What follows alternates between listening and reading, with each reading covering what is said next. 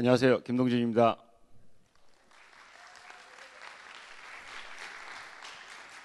사실 문화광장이라고 그래서 제가 감기가 들려서 목소리가 좀 낮네요. 죄송합니다. 아무 부담 없이 왔는데 레포트 얘기를 들으니까 부담 팍 생기네요. 여러분, 1시간 정도만은 레포트 고민 잊으시고 그냥 재밌게 들어줬으면 좋겠습니다. 앞에 일찍 오신 분들은 2개의 동영상을 보셨는데 뒤에 두 번째 본 거부터 잠깐 얘기하면 홍경민의 핑계 재밌으셨어요? 그게 창의적이었다고 생각하세요? 몇 분 없으시네요. 오늘 뭐냐면 제목이 변화, 창의 그리고 혁신이라서 그래서 제가 뭐 재밌으려고 틀은 동영상은 아니고 한번 생각해 보려고 틀은 동영상입니다. 그러니까 여러분이 관객의 입장에서 동영상을 본 게 아니라 노래를 들은 게 아니라 우리 한번 그걸 만든다고 한번 생각을 해보면 좋을 것 같아요. 그래서 우리가 홍경민 같은 가수는 아니고 홍경민의 프로듀서쯤 되는 사람들이겠죠. 그러면 홍경민 그 핑계 같은 걸 만들려고 그러면 얼마큼 노력을 해야 될까요? 얼마큼 많은 아이디어 회의를 해야 될까요? 이제 이런 얘기를 좀 하고 싶어요. 그게 홍경민의 핑계가 아니라 어쩌면 여러분 인생일지도 모르죠. 여러분 인생을 내가 설계를 할 때 얼마큼 많이 생각을 할까? 이제 이런 걸 한번 비교를 해보고 싶은데 홍경민의 핑계 앞에는 아델의 노래를 틀었어요. Rolling in the Deep. 그래미 어워드 6관왕에 빛나는 아델의 노래는 창의적이었나요? 제가 생각할 때 홍경민의 핑계는 굉장히 재미있는 요소를 많이 심었어요. 노래를 할 때 뭐 피리도 사용하고 안 그러면 뭐 다른 멘트도 날리고 하지만 아델의 노래는 전혀 그런 거 없죠. 뭐 여러분 너무 좋아하시는 가수고 잘 아는 사람일 테니까 끽 한다는 게 박수 치는 거 정도가 다였죠. 근데 제가 아까 얘기한 대로 우리가 아델의 프로그램을 만드는 프로듀서다라고 생각하면 제 개인적으로는 아델의 프로듀서가 굉장히 궁금합니다. 그 이유는 요즘 같은 소녀시대나 뭐 아니면 뭐 훨씬 더 노래 잘하는 것보단 춤 잘 추고 이렇게 예쁘고 이런 사람이 흥행을 하는 이 시대에 어떻게 아델과 같은 사람을 프로듀싱 할 생각을 했을까? 노래만 잘 불러서 정말 성공할 수 있을 거라고 생각을 했을까? 이 얘기가 너무나 궁금합니다. 그러니까 만약에 아델의 프로듀서가 한 100명쯤 가수를 프로듀싱 하고 있는데 그 중에 하나쯤 그런 사람이 있어야지라고 생각을 했다면 그거는 뭐 그럴 수도 있지 이렇게 생각할 수 있겠지만 정말 아델이 뜰 거라고 생각했다고 해서 프로듀싱을 했다 그러면 그 프로듀싱은 굉장히 대단한 프로듀싱인 것 같아요. 아무도 동의하지 않았을 법한 노래만 잘 부른다고 해서 성공하지 않았을 법한 그런 사람을 캐스팅해서 그래미 어워드 6관왕에 올리는 일은 아무나 할 수 있는 일 아닙니다. 그래서 그 노래 자체에는 창의가 없어 보이지만 그 프로듀싱 하는 그 자체에는 굉장히 혁신적인 게 있었다고 생각을 해요. 만약에 여러분이 여러분의 인생을 설계할 건데 여러분의 인생을 창의적으로 혹은 혁신적으로 설계한다 그러면 여러분들이 되게 생각해 볼 만한 거리가 그 안에 많이 있지 않았을까라고 생각합니다. 2곡을 생각해 보시면서 오늘 얘기인 변화, 창의 그리고 혁신에 대해서 얘기를 해보도록 하겠습니다. 뭐 제 소개는 이미 프로그램에 많이 나와서 아시나요? 뭐 앞에 보니까 플랜카드도 붙었던데 그럼에도 불구하고 저는 잘 모르시죠? 예, 제가 그래도 오늘의 아고라에도 나왔던 사람입니다. 예, 그리고 이렇게 세바시 15분이나 아니면 유튜브 같은 데서도 저를 찾을 수 있습니다. 혹시 오늘 강연이 끝나고 저 사람 얘기 되게 재밌다 그래서 한번 찾아보실 수도 있는데 그때 유튜브에서 찾을 때 그냥 김동준 이렇게 치면 제아의 김동준이 나옵니다. 그리고 저를 찾으실 수가 없어요. 한 10페이지쯤 지나도 아마 계속 제국의 아이들의 김동준이 나올 거예요. 그래서 죄송하지만 찾으시려고 그러면 이렇게 대표 혹은 박사 이렇게 쳐야 바로 나온다는 거 생각해 주시고요. 그리고 제가 이렇게 스마트 에볼루션 그래서 스마트 시대, 시간의 진화, 미디어의 진화, 행복의 진화, 일상의 진화, 소통의 진화, 혁신의 진화 이런 것도 했습니다. 이 구성도 제가 봤을 땐 굉장히 괜찮은 것 같아요. 제게 아니더라도 다른 사람들 것도 스마트 시대에 여러분 행복해지시려고 하면 행복의 진화 같은 것도 한번 보시는 것도 좋을 것 같습니다. 이렇게 찾아보실 수도 있고 제 책을 사서 보실 수도 있지만 그냥 스크립트.com이나 슬라이드쉐어 같은 인터넷 사이트는 잘 아시죠? 위에 슬라이드쉐어는 파워포인트 슬라이드가 굉장히 많은 굉장히 좋은 사이트고 아래 스크립트.com은 도큐멘트가 많은 자료입니다. 저기 가셔서도 읽어보실 수 있으세요. 그렇다고 돈 주고 사서 보지 말라는 얘기는 아닙니다. 그리고 만약에 오늘 제가 했던 혁신의 얘기들이 많이 궁금하시면 이렇게 신문 같은데 기사로도 몇 편의 기사를 실었기 때문에 읽어보실 수 있으십니다. 그리고 제가 어떻게 보면 당신 뭐 하는 사람이냐 이렇게 보면 저는 전략가이기도 하거든요. 그래서 이런 전략회사의 파트너이기도 하고 오늘 사실 여기에 이렇게 쓰게 된 많은 이유 중에 하나는 제가 삼성전자에 다녔었기 때문이죠. 삼성전자에서 한 15년 동안 일을 했던 일도 오늘 잠깐 얘기를 하도록 하겠습니다. 제가 했던 가장 기억에 남는 프로젝트는 이 보르도 TV라는 이 프로젝트입니다. 제가 삼성전자에서 참여했던 한 10년 동안에 한 60여 개의 프로젝트를 참여했었는데 이 프로젝트가 제 기억에 가장 남아요. 여러분은 이 보르도 TV라는 TV를 아시나요? 잘 모르시죠? 한때 유명했어요. 2006년도에. 어느 정도 유명했었냐면 예를 들면 지금 삼성전자의 CEO가 최시성 부회장님이십니다. 아니면 TV 사업 부장님이 윤북은 사장님이십니다. 그분들 레주메 이력서를 한 장을 쓴다고 하면 제 생각에 이 프로젝트가 그분 한 장짜리 이력서에 한 줄 들어갈 수 있는 프로젝트예요. 그분들이 수십 년 동안 삼성전자에서 일하면서 굉장히 많은 업적을 쌓았겠지만 이 TV 프로젝트가 굉장히 기억에 남을 만한 프로젝트입니다. 전 CEO였던 윤정용 부회장 같은 경우는 이 프로젝트에 대해서 내가 TV 사업 32년 했는데 처음으로 세계 1등 한번 해봐서 되게 기분 좋다 라고 말씀하셨다고 제가 전해 들었어요. 삼성전자가 이 TV를 2006년도에 세상에 내놓은 이후로 지금까지 전 세계 TV 메이커 넘버원을 계속하고 있는 TV입니다. 이런 프로젝트 한번 해볼 만하지 않으세요?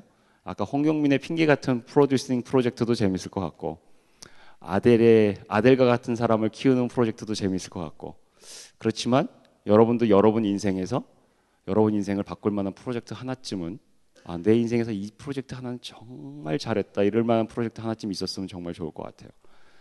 그것들이 어떻게 이루어져 가는지에 대해서도 오늘 잠깐 얘기할 수 있을 것 같습니다. 그 프로젝트는 그렇게 많은 사람이 시작하지 않았어요. 여기 제가 있고 상품기획자, 기구회로 설계 엔지니어들, 디자이너, 전략 한 요 정도 사람이 주 멤버로 세계 넘버원이 될 꿈을 꾼 거죠. 김연아만 꾼 것도 아니고 모태범만 꾼 것도 아니고 삼성전자 다니는 사람들도 우리 저거 갖고 세계 1등 한번 해보자 라고 되게 조촐하게 시작했던 그 프로젝트가 솔직히 말씀드리면 그렇게까지 잘할 줄은 저희도 몰랐습니다. 그냥 잘해보고 싶었던 거죠. 그러니까 우리가 꿈을 잘 꾸면 우리가 꿈꿨던 것보다 훨씬 더 위대한 일들도 이룰 수 있는 것 같아요.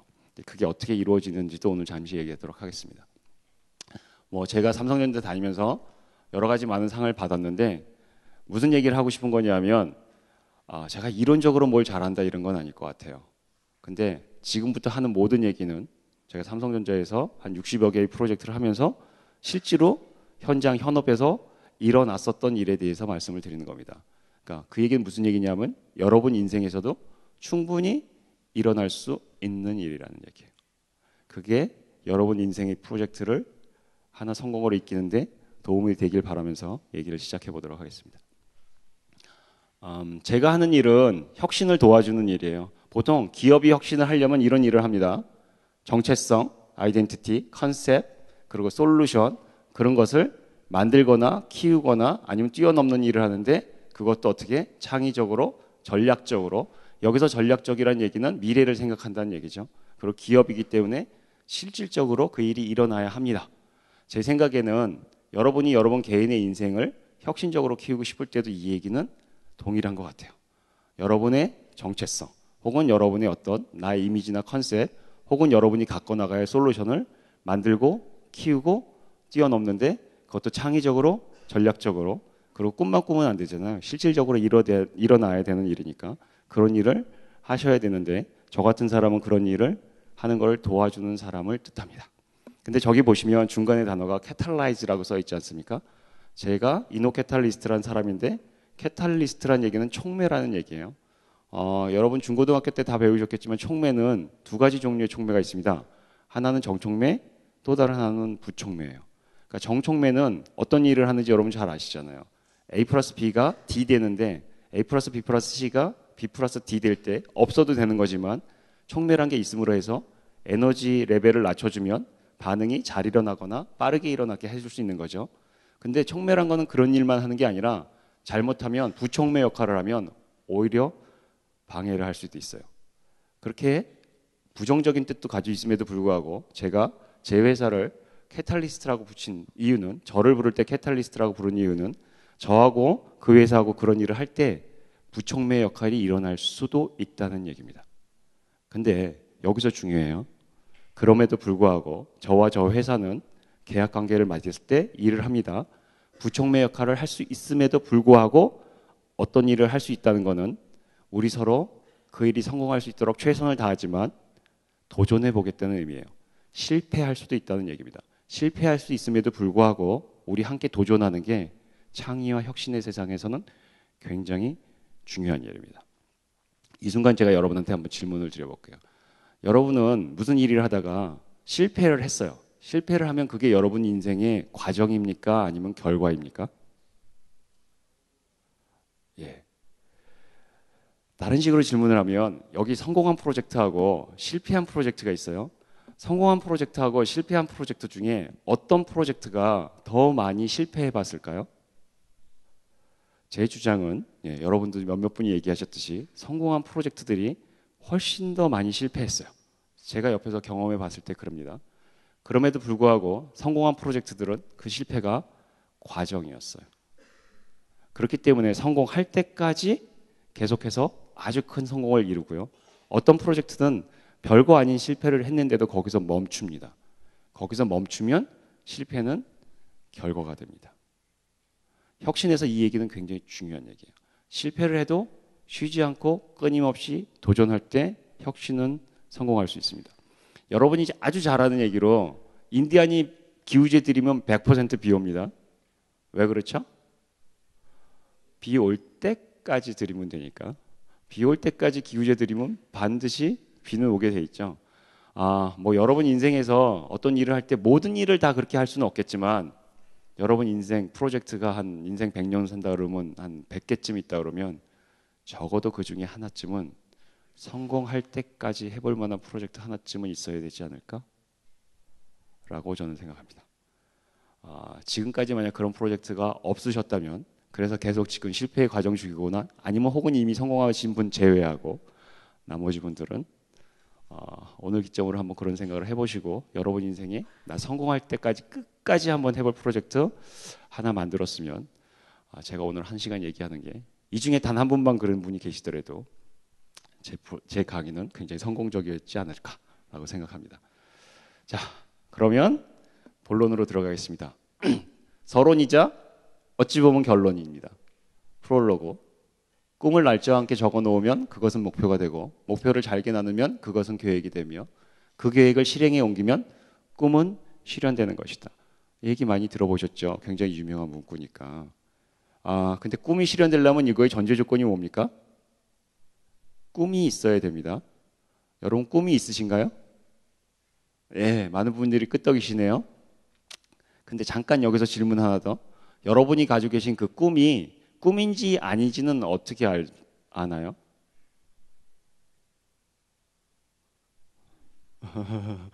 예, 뭐 성공하기 전에 그 꿈이 꿈인지 아닌지를 확인하는 방법을 제가 지금부터 얘기하겠습니다. 여러분 오른손으로 여러분 심장에 이렇게 한번 갖다 대 보세요.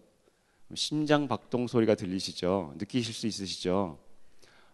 지금부터 정합니다. 우리가 꿈이라고 얘기하는 거는 지금 심장 박동수보다 10배쯤 더 심장이 빠르게 뛸 수 있어야 돼요. 어떤 때?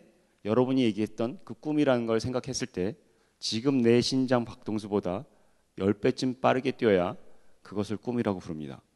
근데 지금 내가 그 꿈이란 걸 생각했는데도 아무런 변화가 없으면 우리는 그것을 꿈이라고 부르지 않습니다. 우리 정했습니다.